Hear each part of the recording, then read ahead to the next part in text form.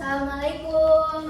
Waalaikumsalam. Bagaimana kabarnya hari ini anak-anak? Baik? Alhamdulillah baik. Oke, sekarang sudah siap belajar atau belum? Belum. Kenapa belum? Harus semangat lah belajarnya, kan masih pagi anak-anak. Oke. Belum sarapan semuanya? Oke, mulai besok dibiasakan ya anak-anak, sebelum berangkat ke sekolah itu kalian tuh harus sarapan pagi dulu, karena sarapan pagi itu bisa membuat kalian semangat dalam belajar ya anak-anak. Jadi hari ini tuh Ibu akan mengajarkan metode penelitian ya, di mana judul materi hari ini adalah metode dan instrumen pengumpulan data. Nah, di pembelajaran Ibu ini ada peraturan ya anak-anak, di mana peraturannya itu yang pertama, kalian itu tidak boleh berbicara selama Ibu menyampaikan materi di depan. Yang kedua, kalian tidak boleh ribut. Yang ketiga, kalian tidak boleh main HP anak-anak. HP-nya disimpan dulu supaya materi yang Ibu sampaikan ini bisa kalian pahami, karena materi ini tuh cuma Ibu sampaikan minggu ini saja. Minggu depan materinya akan lain lagi. Ibu takutnya nanti kalian tidak bisa paham dengan materi ini. Oke anak-anak? Oke. Baiklah, kita mulai. Metode pengumpulan. Apa sih metode pengumpulan itu? Nah, metode pengumpulan itu anak-anak adalah cara-cara yang dapat digunakan peneliti untuk mengumpulkan data. Nah, saat kita meneliti data itu, kita bisa memakai angket, wawancara atau interview, pengamatan, ujian atau tes, dokumentasi, dan lain sebagainya. Instrumen pengumpulan data. Ada yang tahu instrumen pengumpulan data itu anak-anak? Nah, instrumen pengumpul data itu adalah alat bantu yang dipakai jika kita ingin melakukan sebuah penelitian. Seperti yang Ibu katakan tadi, kita bisa memakai angket, pedoman wawancara, lembar pengamatan, soal tes, skala, dan lain sebagainya. Nah, anak-anak, ini adalah tabel pasangan metode dan instrumen pengumpulan data, di mana nantinya jika kita melakukan penelitian, jika kita memilih jenis metode angket, maka jenis instrumen yang kita harus pakai adalah angket, daftar cocok, skala, dan inventory. Jika kita memilih jenis metode wawancara, maka jenis instrumen yang kita pakai adalah pedoman wawancara dan daftar cocok. Selanjutnya, jika kita memilih jenis metode pengamatan atau observasi, maka jenis instrumen yang kita pakai adalah lembar pengamatan, panduan observasi, dan daftar cocok. Nah, selanjutnya jika kita memilih jenis metode ujian atau tes anak-anak, maka jenis instrumen yang kita pakai itu adalah soal ujian, soal tes atau tes, dan inventory. Selanjutnya yang terakhir, jika kita melakukan penelitian memilih jenis metode dokumentasi, maka jenis instrumen yang kita pakai itu adalah daftar cocok dan daftar tabel. Kita lanjut ke angket. Rindi, coba dibaca itu angket apa?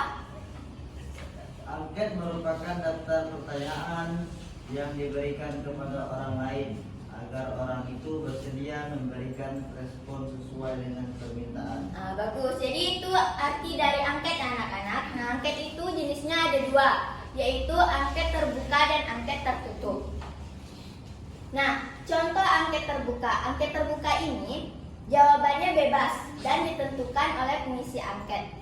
Yang kedua itu ada angket tertutup. Nah, angket tertutup ini jawabannya itu tertutup, dibatasi sekitar 2 atau lebih jawaban yang akan dipilih pengisi angket. Contohnya misalnya iya atau tidak.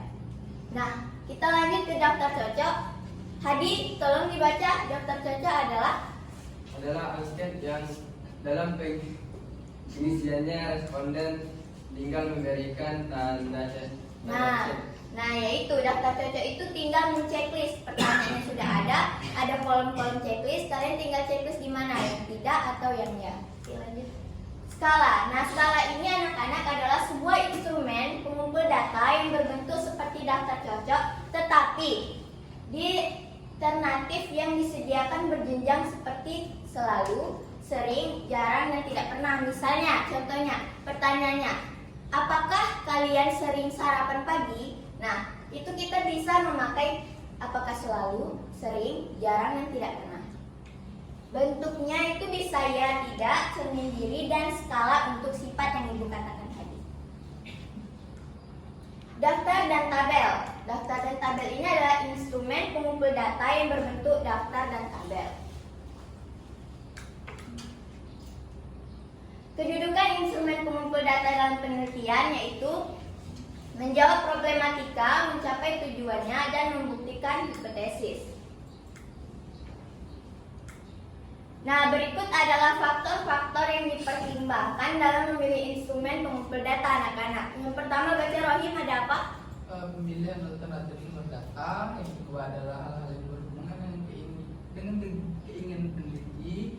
Yang ketiga itu kendala-kendala dari peneliti itu. Yang keempat, metode penelitian yang dipakai. Bagus, jadi itu ya anak, faktor-faktor yang dipertimbangkan dalam memilih instrumen pengumpulan data.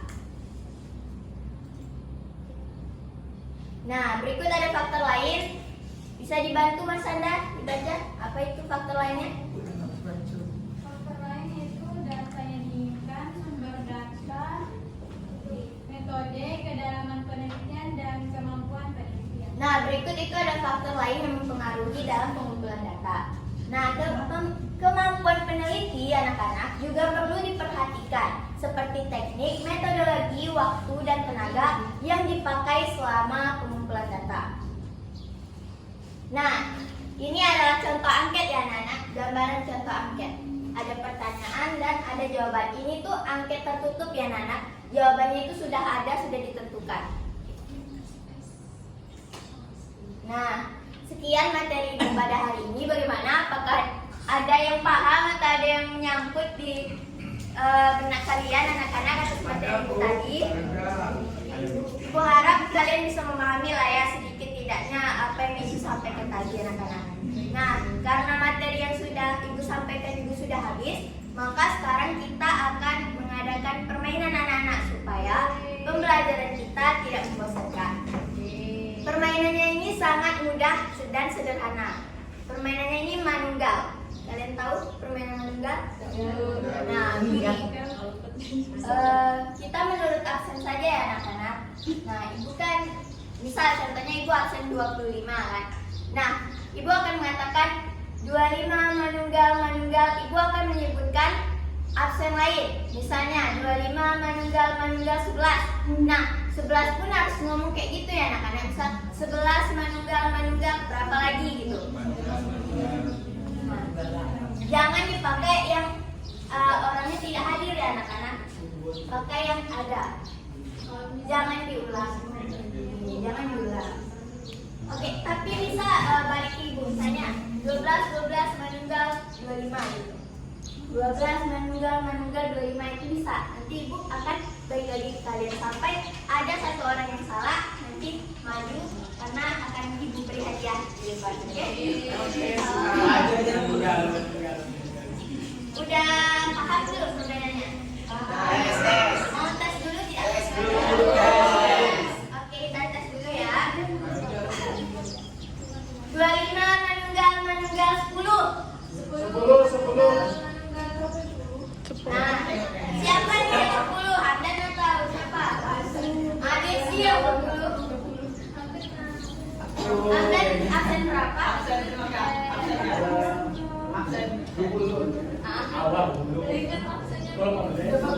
Ayo ingat dulu. Absennya berapa?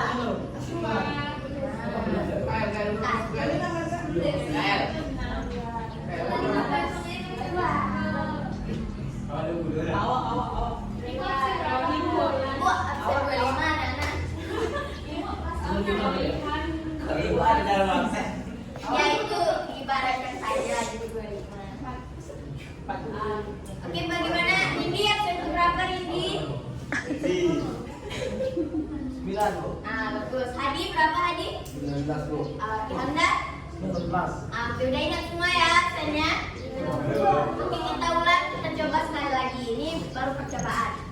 25 manunggal 7. Manunggal 3. Bukan gitu Pipin caranya. 7 manunggal berapa?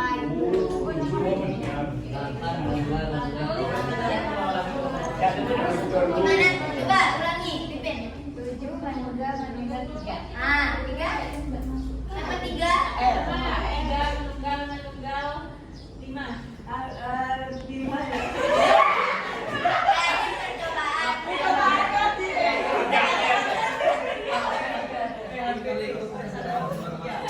Ya, gimana udah paham anak-anak? Oke, ini permainan asli ya anak-anak. Kita mulai. 25 menunggal 11. 11 menunggal 12. 11.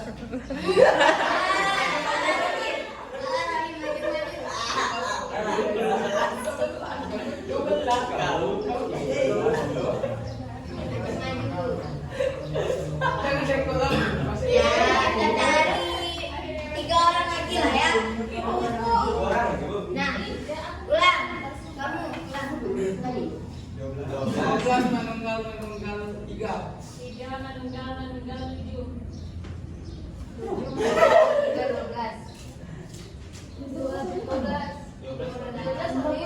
Ah, Pipin, maju Pipin. Udah 12 salah. Maju Pipin. Gak apa-apa, ibu kasih aja. Hadiah dong. Hadiahnya sangat menakjubkan dan menyedihkan ya. Baiklah, ada 2 orang lagi. Ayo Pipin lanjutkan yang tadi. 7 menunggal 3. 3 menunggal 30. 30 menunggal 1. Nah, karena agak tidak ada, kan ibu ada. Ya Allah, agak kamu tidur selama ibu menjelaskan materi. Ibu kira tidak ada orang di belakang tadi. Bu, tengok terus bu. Bu, itu tidak ketemu. Kenapa agak sakit agak? Maju. Kenapa kau jadi satpam apa? Sakit agak? Tidur di kelas. Maju. Nah, maju Maju agak. agak. Ini perlu dideteksi. Apa gawe ini? Ibu kira tidak ada orang tadi. Wah, ini bahaya ini. Coba masuk. Maju akan Nopi. Saya tanya, ngapa kau nih? Pergi tidur. Apa yang kau kerjakan? Ya? Semalam kamu ada apa?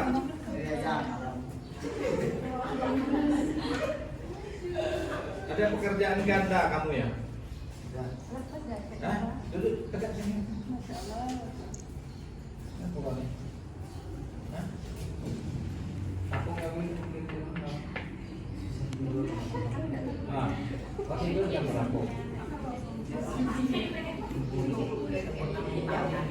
Yang kalian api, apa alasan tidak bisa tidur tuh? Api di tangan, ya? Itu adalah kalian coba berbaris di sini dulu depan. Ya, coba berbaris di depan agak. Nah, ya lurus. Nah, jadi ajar ibu ini anak-anak. Apabila ibu mengatakan sesuatu, jadi kalian itu harus mengekspresikannya. Jika ekspresi kalian itu kurang bagus, kalian belum boleh duduk ya. Itu aja ibu untuk kalian ya. Jadi, oke, kita mulai anak-anak. Ya, mulai bu. Nah, siap ya, 3 ya. Apabila ibu katakan sesuatu, kalian harus mengekspresikannya. Ekspresi yang paling bagus boleh duduk. Yang tidak, ya, diam di sini dulu ya. Oke, kita mulai. Ekspresi sedih. Bagus-bagus ya ada ekspresinya. Rohima menyedihkan. Sedih. Bagaimana kalian itu sedih? Bagaimana? Sedih.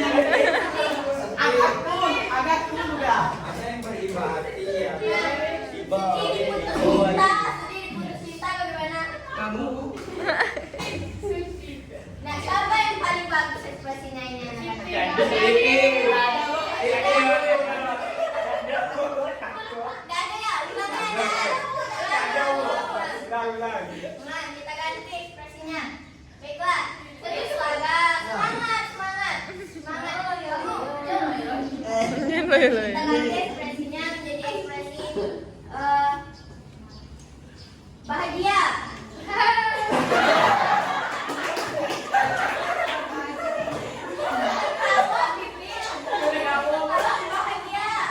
Bahagia mendapatkan sesuatu.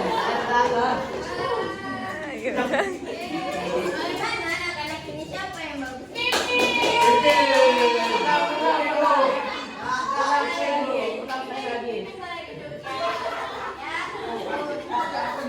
Oke, berdua lagi nih ya. Saya yang bagus anak-anak. Ada yang bisa kasih saran tidak? Besi lagi berak.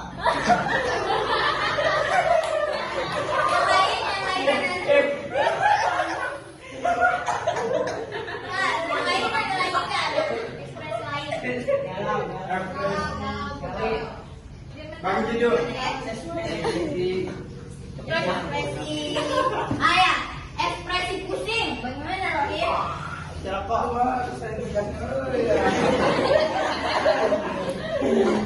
Rohim kamu kesulitan menyelesaikan tugas-tugas ibu? Kenapa susahnya di mana Rohim? Hitungnya, apa yang dihitung? Soal ibu kan itu penjabaran. Hitung apa? Kenapa yang dihitung? Iya. Ya sudah. Baiklah anak-anak, terima kasih karena sudah berpartisipasi dalam kelas ibu pada hari ini. Ibu ucapkan terima kasih. Semoga materi yang ibu sampaikan tadi bisa kalian pahami sedikit banyaknya. Jika ibu terdapat kesalahan dalam menyampaikan materi dan bermain bersama kalian tadi, ibu minta maaf. Ibu tutup materi hari ini dengan wassalamualaikum warahmatullahi wabarakatuh.